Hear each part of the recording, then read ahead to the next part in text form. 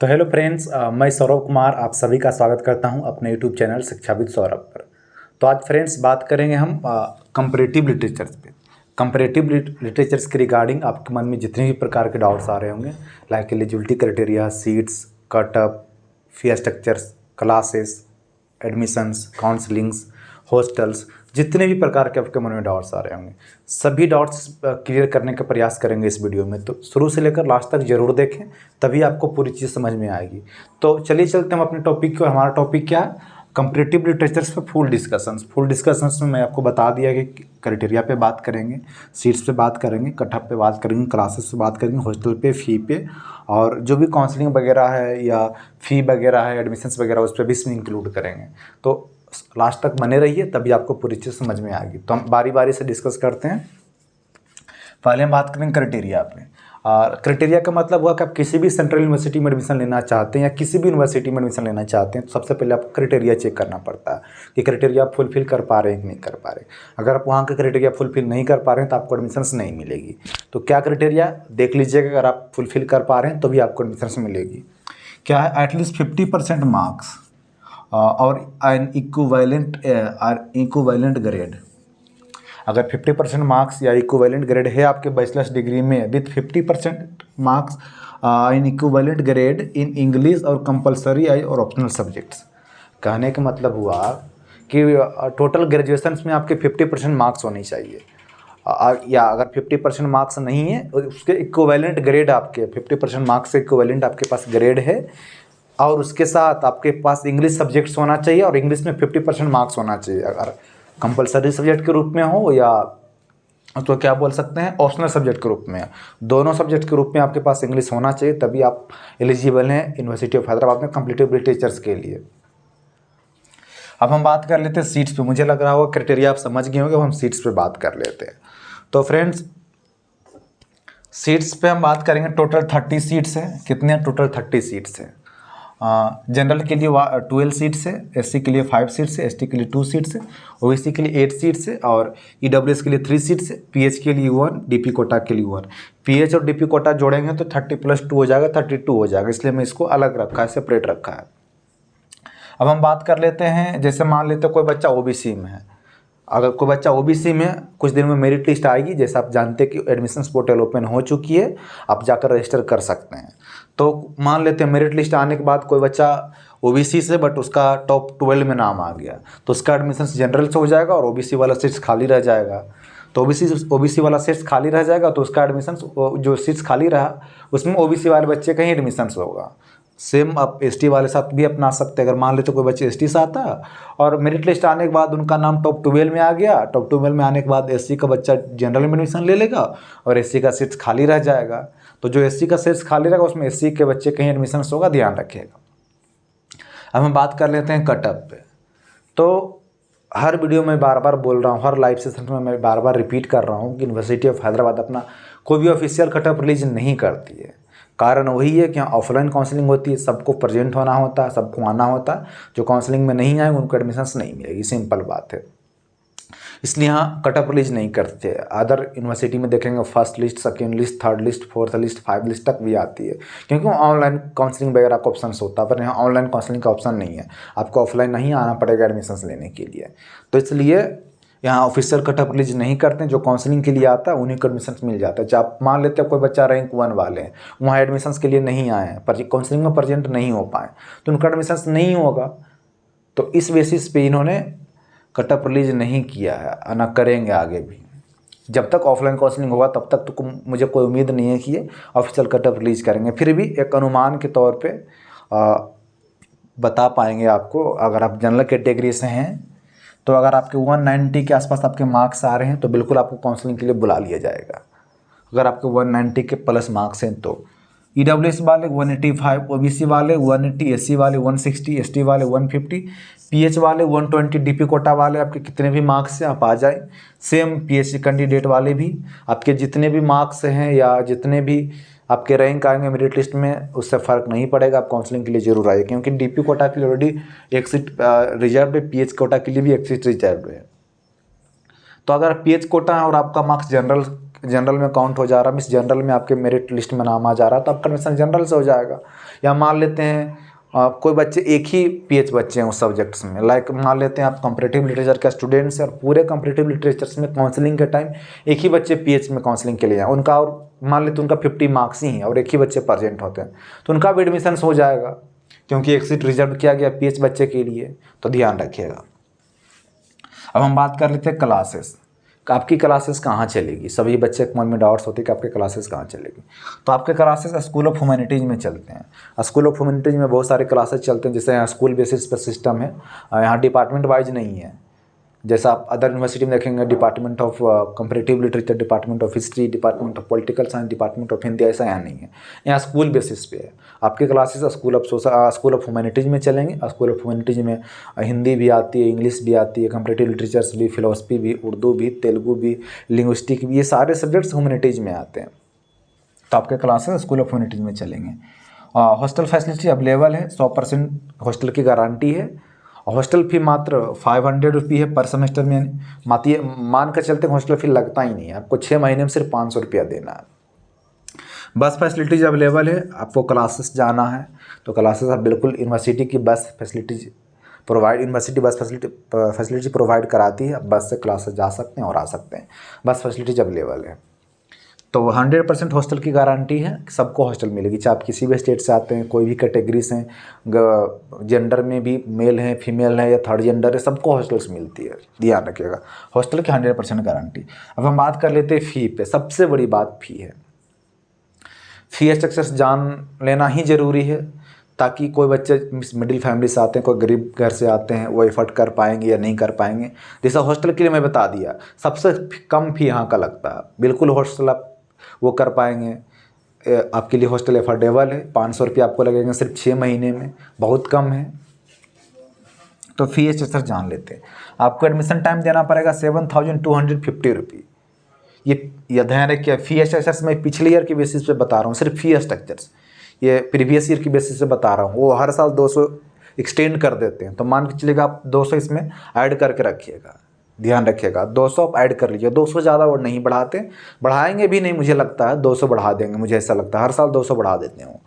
तो ये पिछले साल 2400 था, मिस 2400 था, इस साल 2600 भी लग सकता है, 2 साल मिस 200 बढ़ा सकते हैं आप। तो एडमिशन टाइम आपको देना पड़ेगा 7250 रुपीज़। आप बोलेंगे सर इतना क्यों लग रहा है एडमिशन टाइम मुझे, तो आपको एडमिशन टाइम में ही एडवांस के रूप में आपको ले लिया जाता है सेमेस्टर फ़ी। फर्स्ट सेमेस्टर का फ़ी आपको एडमिशन टाइम में ही पेमेंट करना पड़ता है। उसके बाद 530 स्टूडेंट यूनियन फंड है, 240 स्टूडेंट वेलफेयर फंड है, 2120 ये मेडिकल फ़ी है और 1960 ये डिपॉजिट से रिफंडेबल है। जब आपके कोर्स कंप्लीट हो जाएंगे और जब आप यहाँ से जाएंगे आपको रिफ़ंड कर दिया जाएगा, इसलिए इसको नाम ही रिफंडेबल है। तो बाकी ये 3 वाले जो बच्चे 530 student union fund, 240 student welfare fund और मेडिकल फ़ी 2120 ये आपको ईयरली देना पड़ेगा, सेमेस्टर वाइज देना नहीं पड़ेगा, ईयरली देना पड़ेगा। जब भी आपके 1 ईयर कंप्लीट होंगे ये तीनों फ़ी आपको पेमेंट करना पड़ेगा। तो फर्स्ट सेमेस्टर में एडमिशन टाइम आपको कितना देना पड़ेगा, 7250 रुपीज़ देना पड़ेगा। और ध्यान रखिएगा मेस के फ़ी भी आपको 1 महीने के ऐड कर देते हैं एडमिशन टाइम में, तो मेस के फ़ी आपको 2500 रुपीज़ लग जाएगा एडमिशन टाइम में। तो 7250 प्लस 2000 कर दीजिए, लाइक 25 तो 10,000 के आसपास आपके लग जाएंगे एडमिशन टाइम में। थोड़ा ज़्यादा ही लगेगा 1-2 हज़ार, फिर भी 10,000 तो आपके लग जाएंगे। फिर सेकेंड सेमेस्टर में 2400 लगेगा। जैसा मैंने बताया कि सेमेस्टर फी आपको हर साल देना पड़ता, मीन्स हर सेमेस्टर में देना पड़ेगा। ईयरली आपको कितना देना पड़ेगा, 530, 240, 2120 ये आपके ईयरली देना है। बट सेमेस्टर फी तो आपको हर 6 महीने में पेमेंट करना ही है। तो सेमेस्टर फी आपको 2400 लग रहा है ये सेकंड सेमेस्टर में। फिर थर्ड सेमेस्टर में आपको 5290 लग रहा है। आप बोलेंगे सर फिर थर्ड सेमेस्टर में 5290 क्यों, तो हाँ 2400 तो आपको सेमेस्टर फी देना है। अब जैसा मैंने आपको बताया कि जब आपके 1 ईयर कंप्लीट हो जाएंगे तो आपको स्टूडेंट यूनियन फंड, मेडिकल फ़ी, स्टूडेंट वेलफेयर फंड ये तीनों आपको पेमेंट करना है। ये तीनों प्लस सेमेस्टर फ़ी ऐड करेंगे तो 5290 हो जाएंगे आपके। और फोर्थ सेमेस्टर में 2400 रुपये आपको देना है। और सेमेस्टर आपको कब कब पेमेंट करना सेमेस्टर फ़ी के रूप में, कब कब आपको रजिस्ट्रेशन करना सेमेस्टर फ़ी के रूप में। तो जैसे आप जानते हैं 2 सेशन चलता है, एक जनवरी और जुलाई। आपका एडमिशन जुलाई वाले सेशंस में होगा और सेकंड सेमेस्टर जनवरी, वैसे ही चलता है, जनवरी सेशन जुलाई सेशंस, ध्यान रखिएगा। अब बात करते हैं जो तेलंगाना के SC ST वाले बच्चे उनके लिए, तो आपको ईयरली देना पड़ेगा 2890 देना पड़ेगा। 2890 क्या है, सेम है 530, 240 और 2120 आप ऐड करेंगे तो इतना हो जाएगा 2890। ये आपको ईयरली देना, आपको सेमेस्टर फी नहीं देना है। और ध्यान रखिएगा, ये जो आपको स्कॉलरशिप तेलंगाना के बच्चे के ST ST वाले को मिलते हैं गवर्नमेंट ऑफ तेलंगाना की तरफ से, अगर आपको वो नहीं मिला है या अगर आप किसी कारण से आपको नहीं मिल पा रही तो आपको पूरा पैसा पेमेंट करना पड़ेगा, जितना सभी बच्चों को पेमेंट करना पड़ रहा है विदाउट जो SC ST तेलंगाना के बच्चे उनके लिए। हाँ, तो ध्यान रखिएगा SC ST वाले जो बच्चे उनको इतना पेमेंट करना पड़ेगा 2890। अगर उनको स्कॉलरशिप नहीं मिलती है, किसी कारण से नहीं दिया जा रहा है, तो उनको पूरा पैसा पेमेंट करना पड़ेगा। अब PWD यानी PH कैंडिडेट वाले बच्चे के बोलते हैं, आपको एडमिशन टाइम 4850 पेमेंट करना है और उसके बाद ईयरली आपको 2890 पेमेंट करना है। 2890 वही है 530 student union fund, student welfare fund और मेडिकल फी, बट रिफंडेबल भी आपको एडमिशन टाइम जोड़ दिया जा रहा है 1960 जो PH कैंडिडेट हैं। तो बाकी आपको सेमेस्टर फी नहीं पेमेंट करना है, सिर्फ वही ईयरली आपको पेमेंट करना है। तो मुझे लगता है आपके मन में जितनी प्रकार के डाउट्स आ रहे होंगे मैंने आपके डाउट्स क्लियर कर दिए हैं। अब हम बात कर लेते हैं थोड़ा एडमिशन्स पे बात कर लेते हैं, ज़रूरी है। तो जैसा आप जानते हैं कि 21 मई से आपके रजिस्ट्रेशन चालू हो गए थे एडमिशन्स पोर्टल पर रजिस्टर करने के लिए। आप जानते हैं किसी भी यूनिवर्सिटी में आप एडमिशन लेना चाहते हैं तो सबसे पहले उस यूनिवर्सिटी के एडमिशन्स पोर्टल पर जाकर रजिस्टर करना होता है। तो 21 मई से स्टार्ट हो चुका है, आप जाकर रजिस्टर कर सकते हैं। और 9 जून के पहले आप कभी भी कर सकते हैं। 9 जून लास्ट डेट है, ध्यान रखिएगा। 9 जून के पहले आप कभी भी कर सकते हैं। 30 जून के आपके मेरिट लिस्ट आ जाएंगे। मेरिट लिस्ट का मतलब ये मत समझिएगा कि आपका एडमिशन कन्फर्म हो गया। मेरिट लिस्ट का मतलब है कि आपको काउंसलिंग के लिए बुलाया जा रहा है। और एक बात और ऐड करना चाहेंगे, मान लेते हैं आपकी सीट टोटल 30 सीट्स आपके सब्जेक्ट्स में कंपैरेटिव लिटरेचर्स में, तो 3 और 4 गुने बच्चे को बुलाते हैं, 3 और 4 या 5 गुने को भी बुला लेते हैं। इस 3 मल्टीपल और 4 मल्टीपल कहने का मतलब वो 30 सीट से तो 30 गुना 3 करेंगे या 30 गुना 4 करेंगे तो 3 करेंगे तो 90 हो जाएगा और 4 करेंगे तो 120 हो जाएगा और 5 करेंगे तो 150 हो जाएगा। तो मिनिमम 90 बच्चे को और मैक्सिमम 150 के बच्चे को भी बुला सकते हैं। आप बोलेंगे सर 30 सीट्स ही हैं और इतने बच्चे को क्यों बुलाते हैं? कारण मैंने आपको पहले बता चुका हूँ कि ऑफलाइन काउंसलिंग होते हैं। मान लेते हैं 30 बच्चे को ही बुलाते हैं, अगर काउंसलिंग में ऑफलाइन हो ही रही है तो 30 बच्चे को बुलाते हैं। तो जो टॉप के बच्चे होते हैं किसी कारण से ये गारंटी के साथ मैं कह सकता हूँ कि ऊपर के जो 20 बच्चे हैं वो JNU में एडमिशन ले लेंगे या BHU में, कहीं भी जिनका नज़दीक पड़ता है, जिनके लिए जो सुविधा है वो कहीं और ले लेंगे। रजिस्टर तो ऑप्शन बैकअप के लिए कहीं भी कर देते हैं, 3-4 में तो बैकअप के लिए सब कर ही देते हैं मैक्सिमम। तो 20 सीट्स खाली रह जाते हैं अगर 30 बच्चे को बुलाते हैं और 20 बच्चे आएंगे नहीं तो उनका खाली रह जाएगा 10 सीट्स, या 10 बच्चे नहीं आते तो 20 सीट्स खाली रह जाएगा। इस तरह से वो ज़्यादा बच्चे को बुलाते हैं कि जो आएंगे उनको हम एडमिशन्स ले लेंगे, पूरी तरह से अपना सीट्स फुल करेंगे, इसलिए ज़्यादा बच्चे को बुलाते हैं। तो ये आपके मेरिट लिस्ट कब आएंगे? 30 जून के आपके मेरिट लिस्ट आ जाएंगे। उसी दिन आपको बताया जाएगा कि आपको काउंसलिंग के लिए कौन दिन आना। जैसे काउंसलिंग का डेट भी उन्होंने बता रखा, कब बता रखा? 14 और 15 जुलाई, ये आपके काउंसलिंग के डेट, इस दिन आपको आना पड़ेगा। ये मेरिट लिस्ट निकला कि आपको काउंसलिंग के लिए आया, मीन्स आपको काउंसलिंग के लिए बुलाया गया। तो काउंसलिंग के आपको कब आना? 14 और 15 जुलाई के लिए। तो आपको कैसे पता चलेगा किनका 14 का किनका 15 का है? तो जनरली अभी तो उन्होंने डेट क्लियर नहीं किया, मेरिट लिस्ट के बाद ही वो डेट क्लियर करेंगे। जिस दिन मेरिट लिस्ट आएगा उसी दिन शायद या उसके 1-2 दिन बाद वो डेट क्लियर करेंगे। फिर भी मैं 3 साल से एक्सपीरियंस के बेसिस पे बता रहा हूँ, जनरली 14 को साइंस वाले के होते हैं और 15 के ह्यूमैनिटीज और सोशल साइंस वाले बच्चे को होते हैं। तो आप ह्यूमैनिटीज में आते हैं तो ज़्यादा चांसेस आपके 15 के होने के। फिर भी अभी डेट क्लियर नहीं हुआ तो एक बात और मैं आपको बता देना चाहता हूँ कि आप ट्रेन टिकट बुक कर लें। जिनका अच्छे मार्क्स थे, जिनको लगता है कि मेरा एडमिशन अगर 190 के प्लस मार्क्स है जनरल वाले, और सेम इसी मार्क्स के अकॉर्डिंग आप देख लें, अगर इतने के आसपास आपके मार्क्स है तो आप ट्रेन टिकट बुक कर सकते हैं। क्योंकि जब आप काउंसलिंग के लिए आएंगे तो ध्यान रखिएगा आपको टिकट नहीं मिलेगी, आपको जनरल से सफ़र करना पड़ेगा, विदाउट टिकट सफ़र करना पड़ेगा। हाँ, जो अच्छे पैसे वाले स्टूडेंट हैं, अच्छे घर से आते हैं, वो फ्लाइट से भी आ सकते हैं। राजीव गांधी एयरपोर्ट बगल में है, वहाँ से आप आ सकते हैं, कोई दिक्कत नहीं है। तो ध्यान रखिएगा, उन्होंने डेट क्लियर कर रखा 14 और 15 को। तो ट्रेन टिकट आप बुक कर लें, जैसा आपको बुक करना है, स्लीपर से, 3rd AC, 2nd AC जो आपको बुक करना है, 1st AC।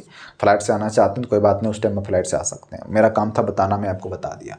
और अब बता देता हूँ कि रजिस्टर करने का फ़ी कितना लग रहा है। सबसे कम फ़ी लग रहा है, यहाँ तक कि जेएनयू में भी ज़्यादा फ़ी लग रहा है। यहाँ से ध्यान रखिएगा, सबसे कम फ़ी यहाँ लग रहा है रजिस्टर करने का। कितना फ़ी लग रहा है? और जनरल के लिए 300, ईडब्ल्यूएस और ओबीसी के लिए 200 और एससी एसटी पीडब्ल्यूडी के लिए 125। तो बहुत कम फ़ी लग रहा है comparison to other central university. तो आप ज़रूर रजिस्टर करें और अपना लक आजमाएं अगर आपके कम मार्क्स हैं तो फ्रेंड्स मुझे लगता है मैंने आपके जितने भी डाउट्स आ रहे थे एडमिशन्स के रिगार्डिंग मैंने आपको क्लियर कर दिया। उसके बाद भी हर बच्चे का अपना पर्सनल डाउट्स होता है, या किन्हीं का सपना ही है कि मैं यूनिवर्सिटी ऑफ हैदराबाद में एडमिशन्स लूँ, ये बढ़िया यूनिवर्सिटी है। आपको कैसे पता चले कि यहाँ क्या क्या फैसिलिटीज़ वगैरह है, क्या सही है क्या गलत है? तो प्लीज़, मैं कुछ दिन पहले 4 दिन या 5 दिन पहले, या मुझे ध्यान नहीं है 10 दिन भी बोल सकते हैं, तो जाकर एक मैंने कैंपस टूर का वीडियो बनाया था, जाकर आप देख सकते हो। उसमें मैंने पूरी चीज़ें कवर करने का प्रयास किया। कितना सुंदर है, अच्छा खासा व्यूज भी गया। मैं 4-5 दिन पहले ही डाला हूँ, फिर भी देख रहा हूँ अच्छा खासा उसमें रीच पहुँच रहा है, लोग देख रहे हैं, क्योंकि एडमिशन्स होने वाले हैं। एडमिशन्स होने के बाद लोग देखना पसंद करते हैं कि वहाँ क्या फैसिलिटीज़ है, क्या सही है क्या गलत है। तो जाकर वीडियो का आप ज़रूर देखें। 1 घंटे से ज़्यादा की वीडियो है, जाकर आप ज़रूर देखें। मैं तो यही आपको एडवाइस दूंगा। तो मैंने आपके सारे डाउट क्लियर कर दिए हैं। फिर भी किन्हीं का सपना है कि मैं यूनिवर्सिटी ऑफ हैदराबाद में पढ़ूँ और आपके पर्सनल डाउट्स हैं, तो प्लीज़ आप पेड काउंसलिंग ले सकते हैं। पेड काउंसलिंग का मतलब क्या हुआ? पेड काउंसलिंग का मतलब हुआ कि हम आपको पूरी तरह से हेल्प करेंगे एडमिशन्स में, हॉस्टल अलॉटमेंट में, ट्रेवल्स में, रजिस्ट्रेशंस में, आफ्टर हॉस्टल एडमिशन्स में, सब कुछ में करेंगे। यहाँ तक कि आप दूसरे यूनिवर्सिटी में भी हेल्प लेना चाहते हैं, बीएचयू, डीयू, जेएनयू, तो सब में हम हेल्प करते हैं। और छोटे छोटे यूनिवर्सिटी है, लाइक महात्मा गांधी अंतर्राष्ट्रीय हिंदी विश्वविद्यालय है, सागर यूनिवर्सिटी है, छत्तीसगढ़ है, साउथ बिहार है, झारखंड यूनिवर्सिटी है, पांडिचेरी यूनिवर्सिटी, ये सब में मैं हेल्प करने का प्रयास करता हूँ। तो पेड काउंसलिंग लेना चाहते हैं तो आप बिल्कुल ले सकते हैं। आपको फैसिलिटीज़ क्या दिया जाएगा? पर्सनल कॉन्टैक्ट नंबर दिया जाता है, पर्सनल व्हाट्सअप नंबर दिया जाता है। 24 आवर आप कॉल कर सकते हैं, मैसेज कर सकते हैं, अपने डाउट क्लियर कर सकते हैं। फिर उसके बाद क्या है, रजिस्ट्रेशन अभी स्टार्ट हो चुके हैं। जैसा मैंने आपको बताया कि 21 में ही से स्टार्ट हुआ और 9 जून का लास्ट डेट है, तो रजिस्ट्रेशन स्टार्ट हो चुका है। आप रजिस्ट्रेशन करते हैं, उसमें कुछ गलतियां हो जाती है। अभी जैसे कि साइट्स डाउन चल रहा है, बहुत बच्चे नहीं कर पा रहे हैं, किन्हीं का ये गलती हो जा रही है, किन्हीं का वो गलती हो जा रही है, तो कॉल करके पूछ लेते हैं कि सर यहाँ क्या फील करें, या मेरे में ये प्रॉब्लम हो रहा है, मेरे में ये प्रॉब्लम हो रही है। तो ध्यान रखिए, मैं रजिस्ट्रेशन में भी हेल्प करता हूँ। फिर ये क्या है, ये काउंसलिंग है। सबसे बड़ी बात यह कि जब आपके काउंसलिंग होंगे तो हम आपके साथ वहाँ खड़े रहेंगे। अगर किसी कारण मैं नहीं भी रहा तो हम अपने फ्रेंड्स को भेजते हैं, क्योंकि अब पेड काउंसलिंग से जुड़ चुके हैं, तो मेरी जिम्मेदारी है कि आपको हेल्प करूं। तो जहां आपके काउंसलिंग होंगे, काउंसलिंग आपके होंगे centre for integrated studies building के पास, हमेशा वही काउंसलिंग होते हैं। वहाँ हम आपके साथ खड़े रहेंगे जब तक आपके एडमिशन नहीं हो जाते हैं तब तक। तो ये आपके लिए खास फैसिलिटीज़ है। फिर मेरिट लिस्ट आएंगे तो मैं आपको बताऊंगा कि आपको आना है कि नहीं आना है, आपके कितने चांसेस हैं, कितने एडमिशन्स होंगे कि नहीं होंगे, मैं आपको गाइड करूंगा। फिर ट्रेवल का मतलब क्या हुआ?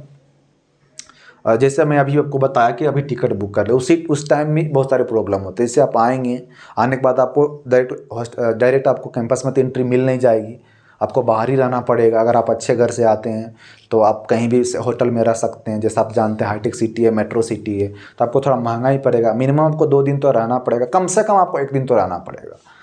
तो आपको कम से कम 1 या 2 दिन रहना पड़ेगा। 1 दिन रहते हैं तो 1500 भी लग सकता है, 2000 भी लग सकता है। 2 दिन रहते हैं तो 3000 या 4000 भी लग सकता है, और खाना वगैरह का खर्चा अलग से भी लग सकता है। तो बाहर भी रह सकते हैं।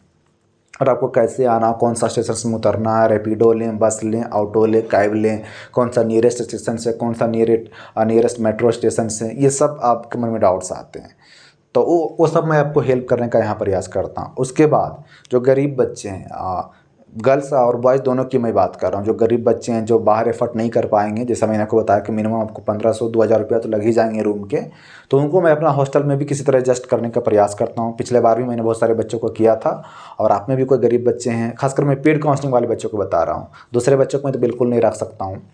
तो हाँ, अगर पेड काउंसलिंग आप लेते हैं तो ये फैसिलिटीज़ आपको ज़रूर हम देंगे। अपने कैंपस या अपने हॉस्टल में किसी तरह एडजस्ट करते हैं। क्या 1-2 दिन की ही बात है, 1-2 दिन के बाद आपको हॉस्टल मिल जाएगी, तो आप चाहे तो पेड काउंसलिंग ले सकते हैं, ये आपको फैसिलिटीज़ हम देते हैं। उसके बाद काउंसलिंग के लिए मैं आपको बता ही दिया, मैं आपकी हेल्प करूंगा। डॉक्यूमेंट वेरिफिकेशन, ये सब काउंसलिंग दिन ही आपको फॉर्म फिलअप करने में प्रॉब्लम ना हो, मैं आपको खुद फॉर्म फिलअप करके बताता हूँ। हॉस्टल अलॉटमेंट में आपकी हेल्प करता हूँ। एडमिशन्स के टाइम वहीं खड़ा रहूँगा, कोई प्रॉब्लम ना होगा। आफ्टर एडमिशन्स भी बहुत सारे बच्चे के डाउट्स होते हैं, क्योंकि आप एडमिशन्स लेंगे तो एक ही टाइम पूरी चीज़ें तो आपको समझ में नहीं आएगी। एडमिशन्स के बाद आपको यूनिवर्सिटी का ईमेल अपना खुद से क्रिएट करना होता है और बहुत सारी चीज़ें आपके मन में होती है, ये डाउट्स वो डाउट्स एडमिशन्स के बाद भी पूछ सकते हैं, नो प्रॉब्लम। चाहें तो आप ले सकते हैं। फ़ी मैं बता देता हूँ, अगर आप जनरल से हैं और EWS से हैं तो आपको 250 देना पड़ेगा। अगर आप OBC SC ST के हैं तो 200 आपको देना पड़ेगा। सिंपल था। मुझे लगता है ये बहुत कम फ़ी है, जितना मैंने आपको फैसिलिटीज़ दे रहा है उसके अकॉर्डिंग मुझे लगता है कम फ़ी है। चाहे तो आप ले सकते हैं, चाहे तो नहीं ले सकते हैं। हाँ, अब आपके मन में एक प्रश्न और आ रहा है कि पेड काउंसलिंग कैसे जुड़े, तो वीडियो की डिस्क्रिप्शन बॉक्स में जाइए, वहाँ पे आपको लिंक दिया गया है। मिस इस वीडियो के डिस्क्रिप्शन में जाइएगा, चैनल के डिस्क्रिप्शन बॉक्स में जाइएगा। गलती हो गई, चैनल के डिस्क्रिप्शन बॉक्स में जाइएगा, वीडियो के डिस्क्रिप्शन बॉक्स में मत जाइएगा। आप चैनल के डिस्क्रिप्शन बॉक्स में जाएंगे तो वहाँ पे कुछ सोशल मीडिया के लिंक दिए गए हैं, इंस्टाग्राम के, फेसबुक के, टेलीग्राम के और व्हाट्सअप के। तो जो व्हाट्सअप का लिंक होगा वही हमारा पेड काउंसलिंग के लिए व्हाट्सअप है। वहाँ पे जाकर आप क्लिक करेंगे, मैंने मैसेज शेयर करके रखा, hello I want to enroll your paid counselling और पेड कोर्सेज। वहाँ आप क्लिक करेंगे तो मेरे पास मैसेज आ जाएगा। फिर मेरे ओर से आपको मैसेज आएगा, उसमें आपको पैसा पेमेंट करना, नेम फिलअप करना, स्टेट फिलअप करना है और आप किस कैटेगरी से आते हैं कैटेगरी फिलअप करना और CUT PG मार्क्स फिलअप करना। जब इतने सारे पैसा पेमेंट कर देंगे और फिलअप कर देंगे नाम वगैरह तो आप सिंपल जुड़ जाएंगे। सिंपल बात थी। चाहे तो आप जुड़ सकते हैं, चाहे तो आप नहीं जुड़ सकते हैं। उसके अलावा अगर आप पेड काउंसलिंग से नहीं जुड़ सकते हैं तो टेलीग्राम से जुड़ सकते हैं, उसमें ऑलरेडी 200 बच्चे आसपास उसमें हैं। मेरा पर्सनल इंस्टाग्राम से जुड़ सकते हैं, फेसबुक से जुड़ सकते हैं, जिस पे आपको इच्छा करें। तो फ्रेंड्स, मुझे लगता है मैंने आपके इस वीडियो में सारे डाउट्स क्लियर करने का प्रयास किया है। आज के लिए इतना ही काफ़ी है। फिर मिलेंगे नए वीडियो में नए टॉपिक के साथ। तब तक के लिए धन्यवाद।